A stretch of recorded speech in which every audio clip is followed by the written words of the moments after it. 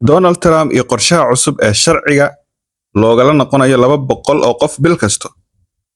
Haddaba maxay tahay khatarta arrintan ka dhalan karto? Baaritaanka faylasha ee bilaabanaya 2026 waxyaabaha sida gaarka ah loo beegsan doono ama qorshaha uu ku socdo ayaan idiin soo gudbin doonaa daawadayaal. Soo dhawaada muuqaalka like saara sina share gare. Waxaan idiin soo gudbinaynaa warar aad xasaasi ah oo markaasi saameyn ku yeelanaya boqolaal kun oo qof oo ku nool Mareykanka. Maamulka Trump iyo kooxdiisa socdaalku waxay diyaariyeen qorshe ka duwan kii hore. Haddaba ma og tahay in sanadka cusub ay bilaabanayso howlgal markaasi loogu magac daray sharciga dib loogu noqonayo dadka baasaboorada haysto. Qorshahan waa in bishii ugu yaraan 200 oo qof oo faylalkooda dib loo furo. Haddii aad u malaynayso marka in dhalashada aad heshay aad ku nabadgelaysid, muuqaalkan si fiican u daawo ilaa dhammaadka, waayo shuruucdii waa isbedeleen Mareykanka. wargelin muhiima madarasatu tawxiid quraan online waa madarasad lagu barto xifdinta quraanka kariimka iyo culumtiisa hab online adigoo jooga gurigaaga, goobtaada shaqo ama xitaa dalka dibadiisa. madarasadu waxay u badkay dadka waaweyn baraysaa xifdinta quraanka kariimka iyo hingaadiisa, tajwiidkiisa, siirada nabiga sallallahu alayhi wasallam. madarasadu waxay ku taallaa magaalada Muqdisho. wixii faahfaahin dheeraad ah fadlan soo wac telefoonada shaashada kaaga muuqda. Sida ay xaqiijiyeen ila ku dhow kooxda socdaalka ee Trump, waxaa la dhisayaa xafiis gaar ah. Shaqadoodu ma ahan in ay dad cusub sharci siiyaan, laakiin waa in ay dib u eegaan dadkii horey u helay sharciyada. Haddaba maxay tahay waxa ay baarayaan oo sharciyadan dib loogu noqonayo oo waxyaabaha hore loo soo faagayo maxay tahay? Waa su'aasha isweydiinta badan. 3 arrimood ayay baarayaan. Midda koobaad, haddii aan ku hormarno, waxa ay baarayaan guurka beenta ama marriage fraud wax loo yaqaan. Haddii qofka uu sharciga ku helay guur, kadibna la ogaado in guurkaasi uu ahaa mid been ah ama lacag lagu kala qaatay, ama qof tusaale ahaan ku soo kaxeeyay qof ay walaalo yihiin ama qaraabo yihiin, guurkaasna uu yahay mid been abuur ah oo aan wax sal iyo raad toona aan lahayn, qofkaas uu ku daayay. Sidoo kale waxyaabaha qodobka labaad ee in la baaro ay rabaan wuxuu yahay waxa loo yaqaano criminal background. Haddii aad qarisay dembi aad dalkaaga ka soo gashay ama aad halkan ku gashay ka hor inta aan dhalashada qaadan, taasna waa mid ku qabanayso oo qoorta lagu soo qabanaa. Sidoo kale aqoonsi khaldan, dad magacyo kale ku soo galay ama xog khaldan siiyay dowladda markii ay qaxootiga ahaayeen, kuwaasna sharciyadan aad iyo aad ayay u saameynaysaa. waana waxa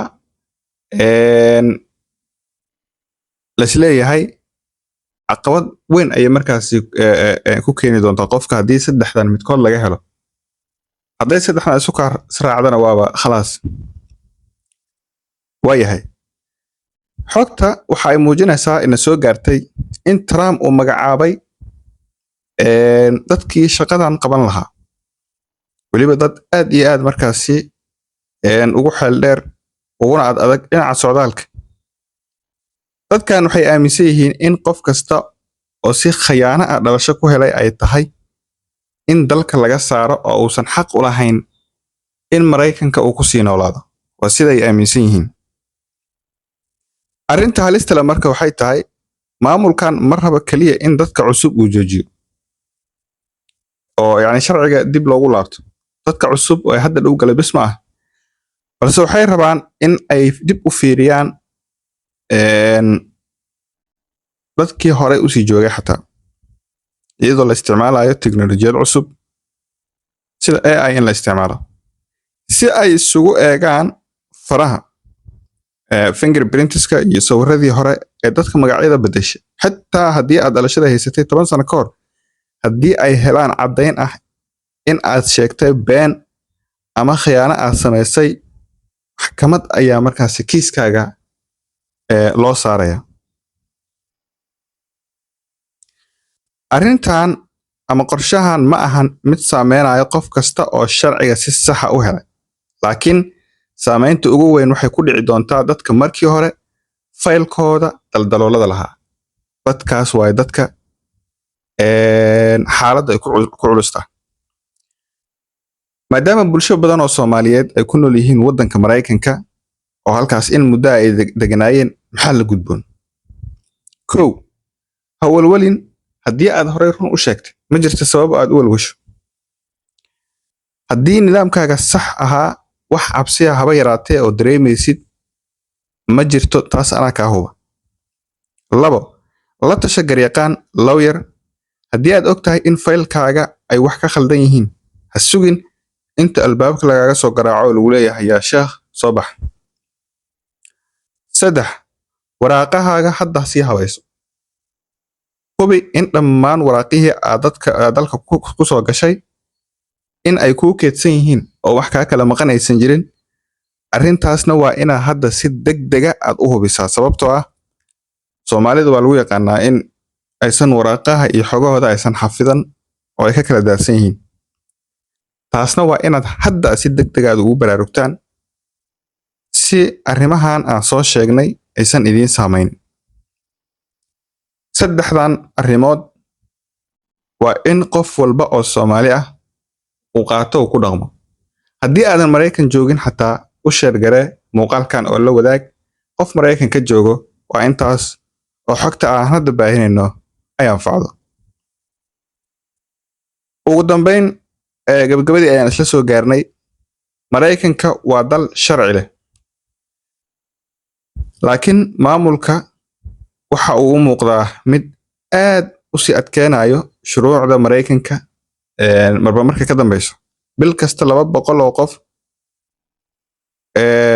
waa bilow hadda in bil kasta 200 oo qof sharcigoodii dib loogu laabto oo laga qaado. waa arrin aad iyo aad u culus. weliba amar baa la siiyey laanta socdaalka oo la yidhi 200 oo qof kiiskoodan ka naqaanaa inaad noo soo gudbisaan bil kasta. laakiin arrintu way isbedeli kartaa, tiradu way kordhi kartaa. 200 oo qof waa laga kordhin karaa, 300, 400, 500 baa laga dhigi karaa bil kasto. waayahay, wixii ku soo kordho halkan ayaan idinkugu soo gudbin doonaa xaaladaha isbedbedelaya ee gudaha waddanka Mareykanka, taas oo saameyn ay ku yeelan karto mar walba bulshada Soomaaliyeed ee halkaasi degan. fadlan nagu soo biir oo channelka subscribe saar. sidoo kale opinionkaaga ama fikradaada qaybta hoose ee faalada noogu reeb. ma u malaysaa in qorshahan uu yahay mid khatar ku ah bulshada Soomaaliyeed, mise waa mid Soomaalidu ay ka badbaadi doonaan? fadlan aragtidaada waa noo muhiim. mahadsanidin.